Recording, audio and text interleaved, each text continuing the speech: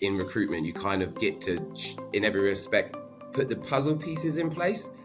And as long as you're having the right conversations, you can actually really create a massive change. It's understanding that the individuals we deal with have their own self-development that they are trying to achieve. I'll be honest with you, here's my actual point of view.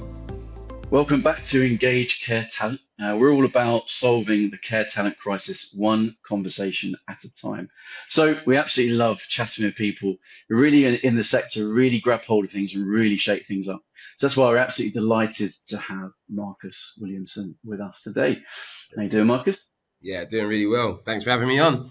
Yeah, thanks for joining. We already had some great green room chat, as they say. So really looking forward to the chat here. And let's just dive straight into it. Let's have a bit of an intro about yourself, Marcus. What you do and what company you work for.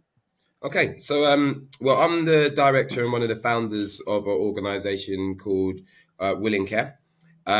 We specialise within healthcare and recruitment across the healthcare industry itself. We're in the process of just tackling as much of the whole healthcare industry as we can, and we have a particular slight difference in our approach to things.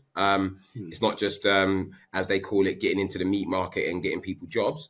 For us, it's more about really actually tackling solution-based resolutions to try and help organizations to minimize their request for recruitment in every respect. And also for us to try and tackle some of this major shortage of crisis for the careers that are in healthcare. And making it actually a career rather than people just taking it on board as a job, and the sort of agency cycle of things where it is just a cash cow of I've got a qualification, let me just keep ticking over the money, whereas you can actually really be putting yourself into a career. So our organisation is really more focused on just spearheading that and tackling that as a ethos. Brilliant. How long have you been going? Oh well, the organisation itself just hit its 10-year mile. So Congratulations. it was 10 years this year. We had a nice little celebration for that one where we did actually take a lot of the staff out to Dubai beginning of the year. Lovely. We got it all over the socials and stuff. So we brought a load of people out for a whole load of new experiences. But again, going for 10 years, been a good 10 years. A lot of learning curves over the 10 years in terms of where we've been progressing on stuff. But the industry, our organization's been around for 10 years. I've probably been in the industry myself for about 15 to 7 years. I'd say anywhere between 15 and 7 years in terms of how much I've been involved in the industry itself. But away from all of that, within that period of time, I've also got my own personal reasons really for wanting to be involved in the healthcare cycle of things anyway. Nice. Actually, I was going to ask actually, the kind of that classic why question, or what is your why and why do you do what you do? So so can you tell us a bit about that? What's that at the heart of it, and what drives you to stay in the industry and grow it? Well, I think to be fair with you, I think the seed started from somewhere totally different to where I'd say my inspiration came from. I think Okay. The seed of it all was, to be absolutely frank with it, when I was very, very young, I was always told I had a bit of the gift of the gab. In my community, I was known as a local rapper. I was quite popular for it. And at one point, I knew I wasn't necessarily just going to pursue doing that. And I knew that I was going to have to try and use my skill in another way. Then I tackled sales. As I was going through sales, I had a success run on things from there. And then I came across recruitment. And within the recruitment industry, I entered into healthcare. And at that period of time, I felt that I identified several things that I didn't necessarily agree with at the time when I was going through the processes. And I just wanted to really approach it in the way that I think was best. So for a while, I took a break from it. I went back to sort of pursuing my music for a little while. And then as that was going the route it was going, I ended up having a son, and my son was autistic. And I felt that, I felt quite educated because of what I did know about healthcare at the time. And I also felt that I wouldn't like him to go into the process the way I've seen the process. And I've also got one of my grandmothers is in a nursing home up north in Huddersfield. And I felt that after visiting her, after my son being diagnosed, there was a few things that made me think I can definitely get involved in improving the way things are, because I've witnessed it firsthand that in recruitment you kind of get to, in every respect, put the puzzle pieces in place. And as long as you're having the right conversations, you can actually really create a massive change. And then I've always been a person of impactful change, like whether it not be it be in my community or whether or not it be in my career. Um, those have been things that I've always wanted to pursue in my life. Impactful change. I like to see people elevate and people improve on their circumstances, not necessarily for the gain of money, but at the same time as that, I do like to see that money does resolve those things for a lot of people out there. And if we can get it into a cycle where doing what you love creates money and keeps everyone comfortable, then it was a path for me where I thought, well, this is a no-brainer. I'll fall on my sword knowing that I died for something good doing this. Yeah. So it's kind of that aspect of where my passion came from. And the other thing is I just love the influence of words and communication. They're two of the things that for me are massive in my life in general, because I feel that how you come across, what words you use, and how we communicate with each other is what actually creates the bond and allows us to be able to be inspired and encouraged to do stuff. Love it. Yeah, Absolutely lovely. love it. I have a question for you. What was your first ever sales job? The reason I ask is I was thinking about my own journey the other day, and my first ever sales job was door-to-door sales, selling gas and electric. Well done. I Brutal. know, Oh my what a goodness. learning. I've done that before, but it weren't my first job. My first ever sales job was Craftmatic adjustable beds. Wow. Yeah, so I worked in a call center in my local area. I worked in a call center, like everyone was getting a job in this call center. And then I went there and I started to, that's when I learned like what sales was, because there was a few people in there that could just do the job to an advanced level comparison to everyone else. And I used to sit there and think, how is that guy over there always getting in, ringing a bell, and how's he always getting in and writing up on the board? And I used to sit there on the phone going for ages, thinking, what is it? What is it about what he's saying that I'm saying that's any different? And what is he engaging with that's any different to me? So that was like my first sales job. I wouldn't say it was what inspired me, but that was my first sales job in terms of that's it, get in there. This is what the graph's all about. Yeah. No, it's interesting. So obviously my first one taught me like the law of averages. So, you knock on, I think it's like 1 in 10 decision makers you speak to. If you knock on the door, you're going to sign them up. And it was true. And it was mad to believe. Well, I've totally believed it, and it did work. I did it for a couple of years. Mm. But it's interesting because that it works in sales, but it doesn't work in recruitment, because it's not numbers as it is people. And I think Yeah. that quite often a lot of organizations and in-house recruitment teams do see it as numbers. If you've got to reach out to enough people, enough applications, and then you'll make the hires, but it's not always the right people, the right hires, the right journey, etc. And I think that's probably one of the biggest failings in recruitment and health and social care, is that it's people, it's not numbers. And I think Yeah. that that's one thing that needs to change. I'll be honest with you. I kind of object a little bit to some of that, Yeah, only because I think that some of the problem is everyone looks at it like it's one layer, and I think that it's numerous layers that make the onion, and I think that in every respect, if you look at it like just numbers, then you're doing the wrong thing.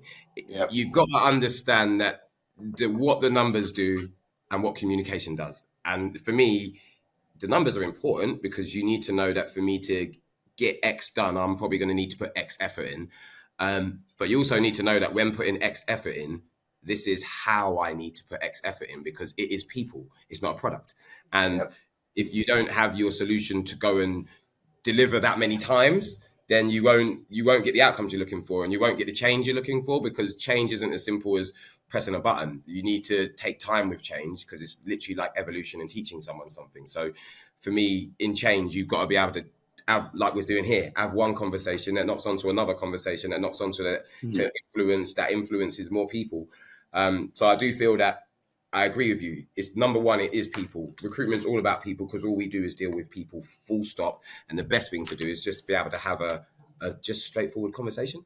yeah, And absolutely. I really like what you say there, actually, Marcus, because I've often said like this thing about one of the most underrated skills in marketing, and I think in turn sales, is that thing about stamina and consistency.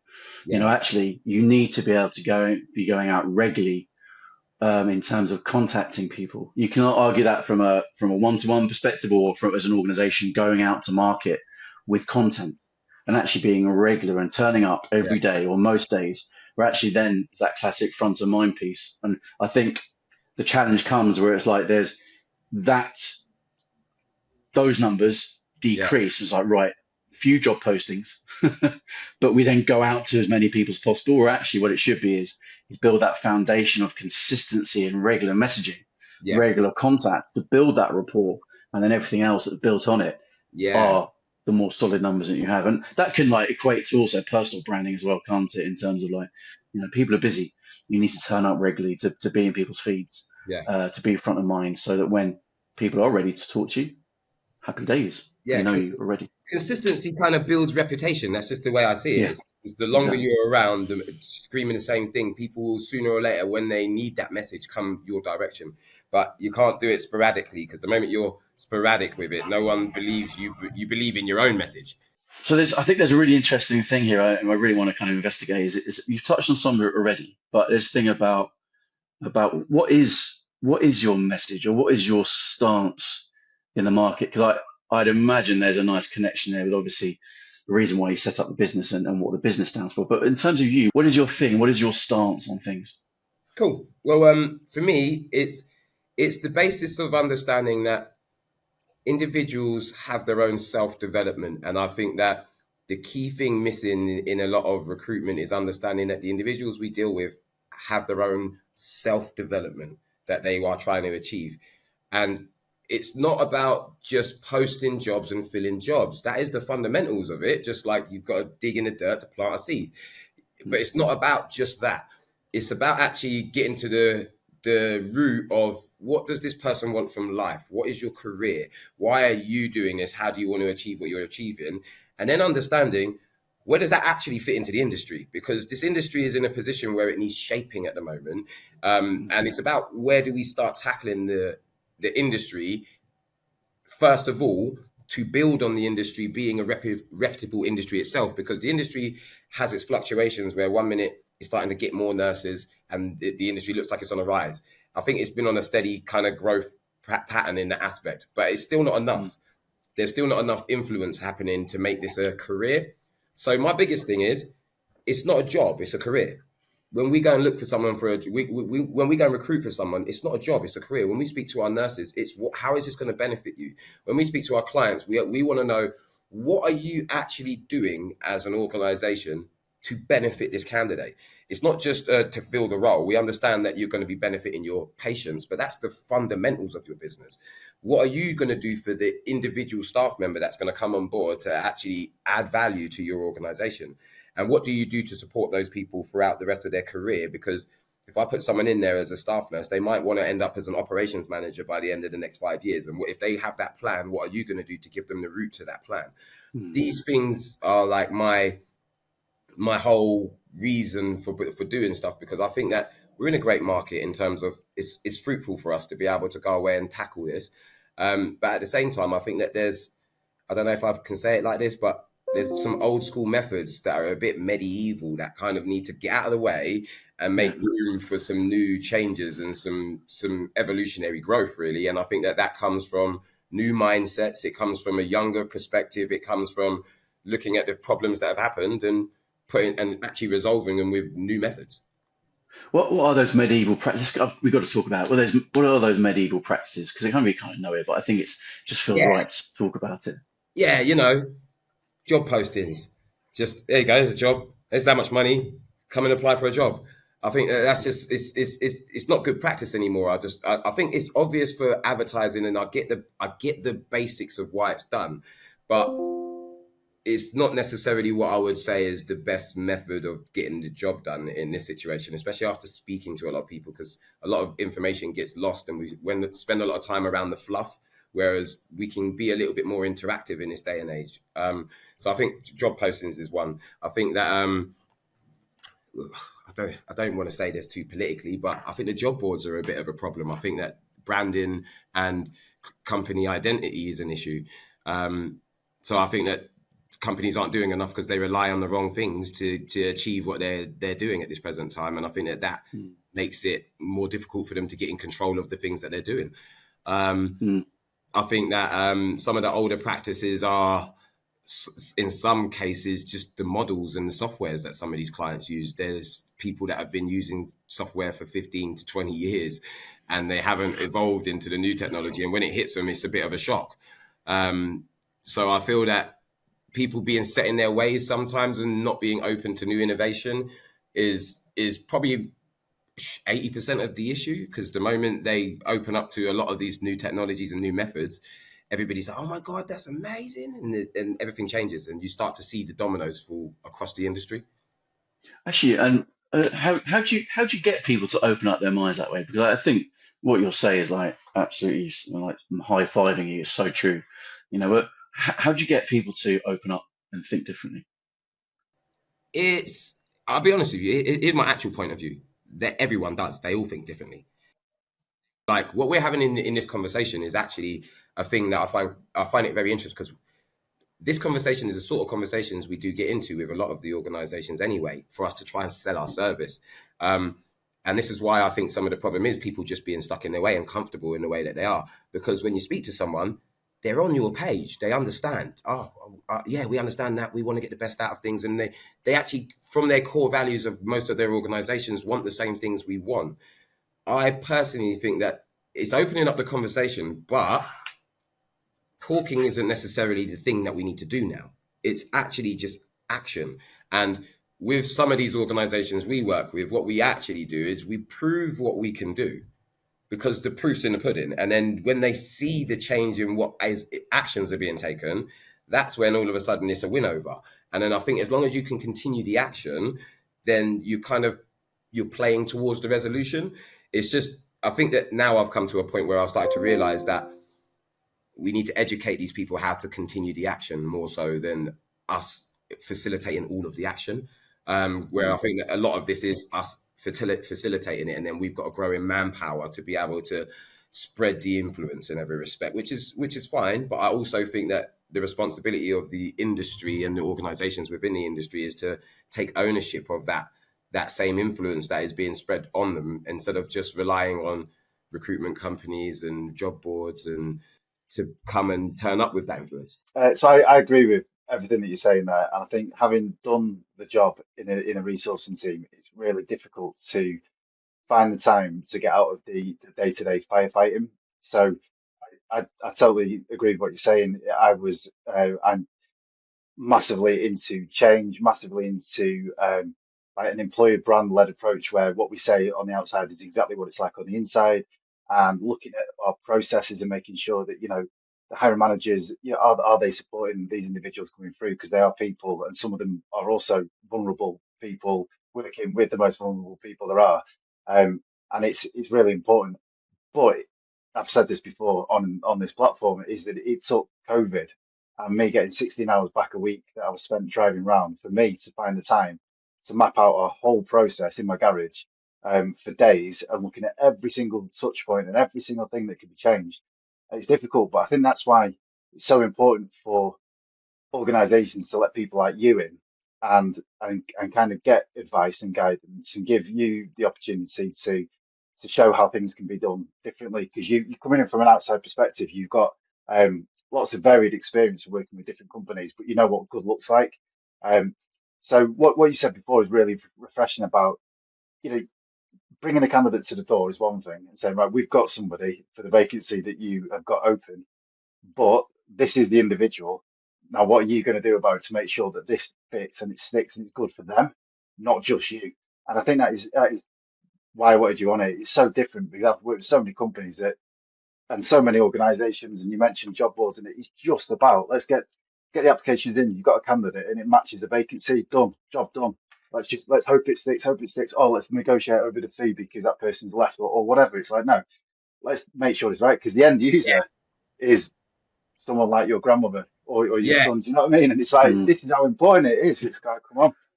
Yeah, that's what, I'll be honest with you, that's the bit. And I think that that's some of the message that's missing. Like, it's people don't ever actually pay attention till it affects them. And I think that sometimes prevention of that circumstance is what people need to be prepared for. Is you don't want to be affected by it. So be part of the don't be affected by it team, so that we can make sure that you don't have to have that. And if you're in a situation yourself, or if any of your family or friends are going to be in a situation, at least you can know, you can rely on the circumstance that they're going to be in a lot more. Like how everyone relies on the NHS to some degree in this country with their health practices. If they're ill, they feel safe in this country because they know they can actually turn up somewhere and get looked at.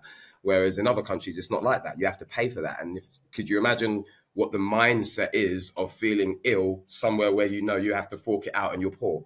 Whereas in a country like this, you can get ill and you can kind of almost feel a bit entitled about it. I'm ill, let me just go to the hospital and get on with it. But one thing I think that I took from what you said a minute ago, Rowan, which I thought was very poignant at this point, is COVID. When COVID happened, without glorifying it in any sense, no one had to talk about anything. Yeah. You were in the circumstance you were in, and because of the circumstance you were in, you had to take action. There were so many changes over that period of time that people came up with new innovative things that they had been thinking of for the last 20 years. And all of a sudden they had a period of time to think about it. But the key thing for me was, look how much action got taken from there, and how much of those things over during the period of COVID are still going now because of the fact that action took place. Not because anyone spoke about it. They were speaking about this sort of stuff for years. But then as soon as COVID came about and people actually went into action, you just see the ball rolling, which is why one of my biggest things is just, we've got to do it. The more we can actually get in connection with people like ourselves and action something, the more the action has an influence and shows exactly what we're saying in our mindset. And that's why with my staff, I've always been a big believer of like, let's get away from the talking as much and let's actually take action. If we can go out and see that client, let's go and see them. Let's not just talk over the phone and send emails. That's just standard communication for business. Go and see someone, because that action and seeing someone and spending that time with someone has a massive impact in comparison to ring, ring, ring. How are you doing? It's me again. So I think my biggest thing about the whole thing is having this mindset, but not just having it for the knowledge, but actually having it for the action and the effect of impactful change. Yeah. We had Clive Myers from Indeed on previous episode, and interesting perspective. yeah, well, but actually, no. So one of the reasons we got him on is because we were at Wreckfest, which is actually coming up again. It was last year in July, and he was on stage talking about the work they did during COVID for the NHS, and actually, it's quite an eye opener, because I think a lot of people who watch that will go, "Oh, I didn't realise Indeed could do that. They're not just about putting out loads and loads of job vacancies, and they ran these national campaigns, ran national events to recruit thousands of staff into the NHS." But the reason for mentioning it is because, again, like with you, it was very much go, right, I had this idea, I'm going to pick up the phone, I'm going to talk to my client and say, let's do it. Now, within like 24 or 48 hours later, the client then came back saying, yep, let's do this. I think it wasn't as simple as that, because there was a thing about building a relationship up front, so that then when you have that conversation, it's easier to say yes. But ultimately, picking up that phone, going and have that meeting and going, let's do this. And I think sometimes people feel they have to have the whole answer to say, let's do this. I think so long as you know the direction you're going in, actually you as a team, whether it's internally or with a client, are saying, let's solve this together.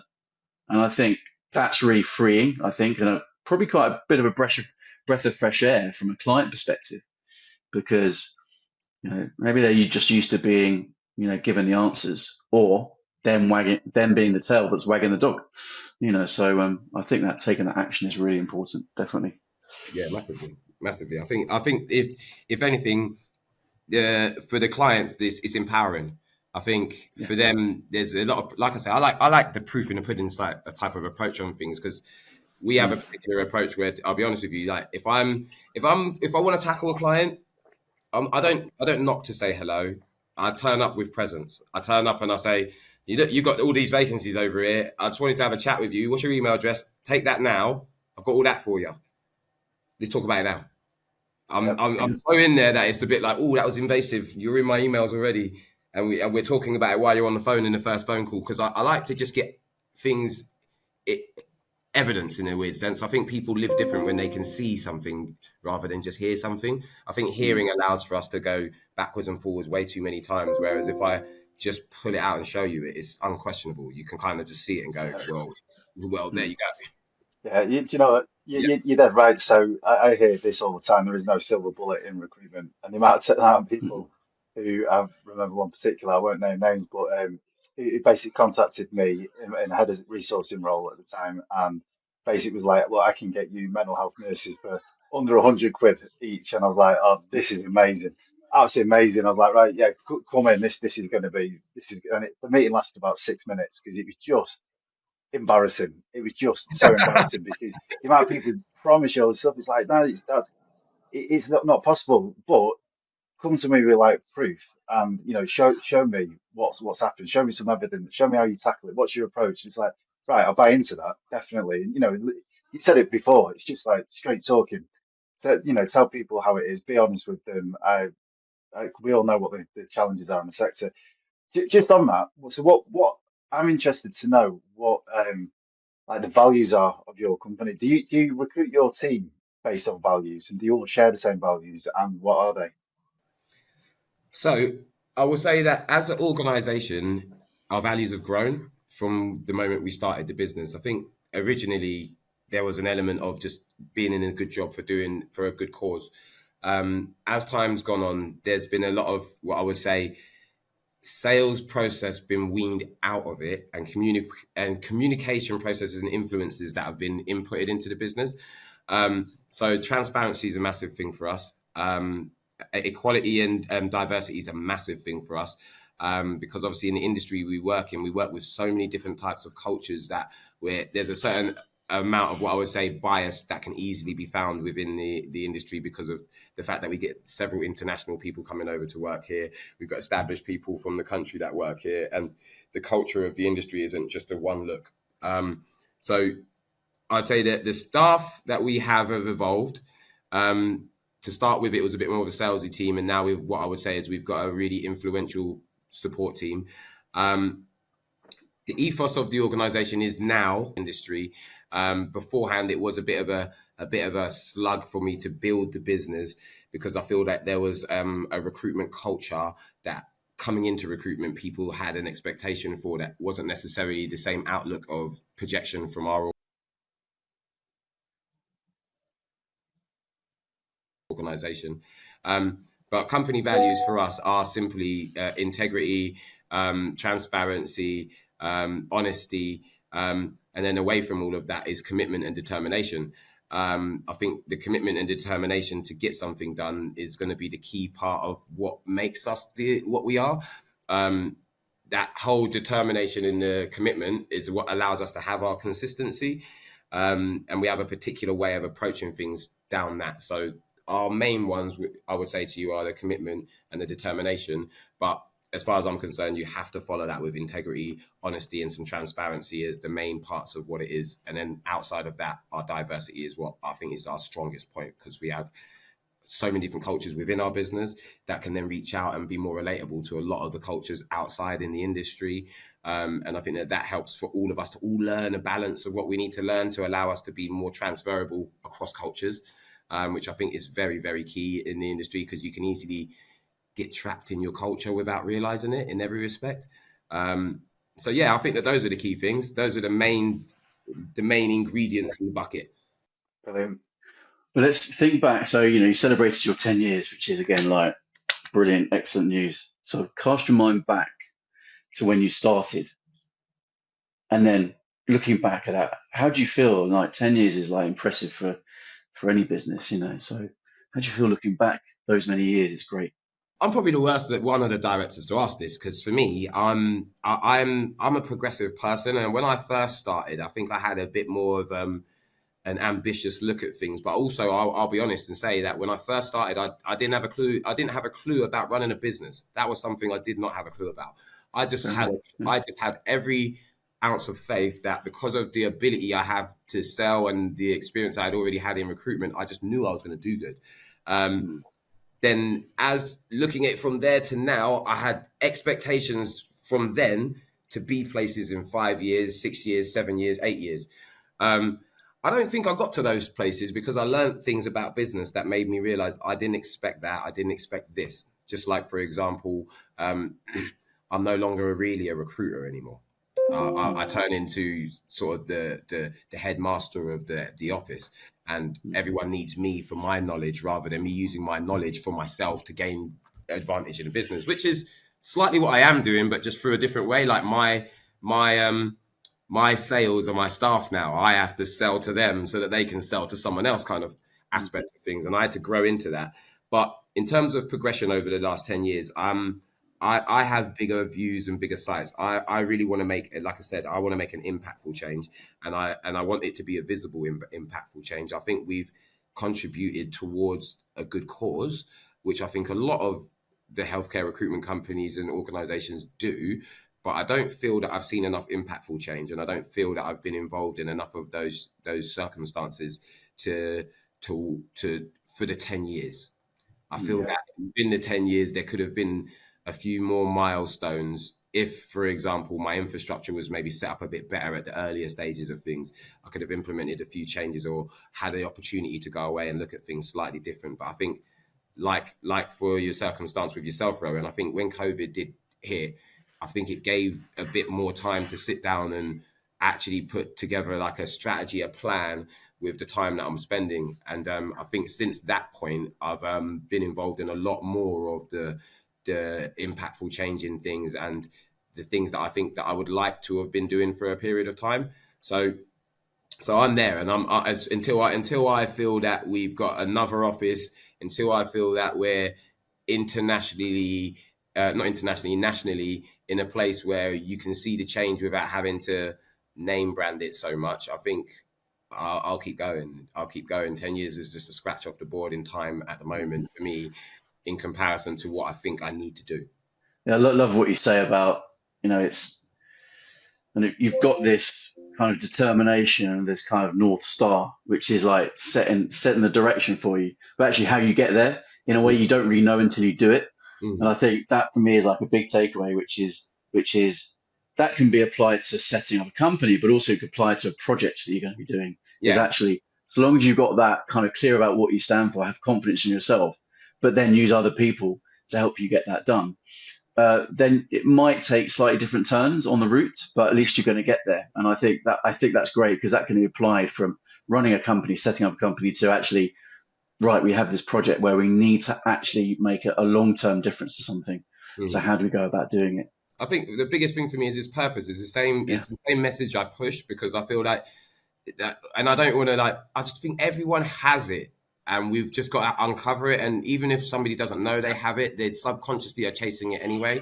So I just feel knowing what your purpose is especially for those that know it. Like for me, I feel like I know mine. So because I know mine, I can see the end road. I can see it. I can go and I can keep chasing and know that I'm happy to do this no matter what the situation is, no matter what comes up. I can chase it all the way. And I think that's what we try and install within Willing Care. And I think that's half the reason why we named it Willing Care, because it was really a focus on, we want people to do what their will has and what they're willing to do, what they want to do, because that's the fun stuff. That's what gives you reason to stand on your two and say, no, I know I'm right, or this is why it has to happen. And I think that determination is the passion everyone needs in anything they're doing. Cooking, whether you like sports, well, it doesn't matter what you do. As long as you see the purpose for you being there, then as far as I'm concerned, that's life. That is where I would like. I think a world full of people like that is a very progressive and a fast evolutionary place.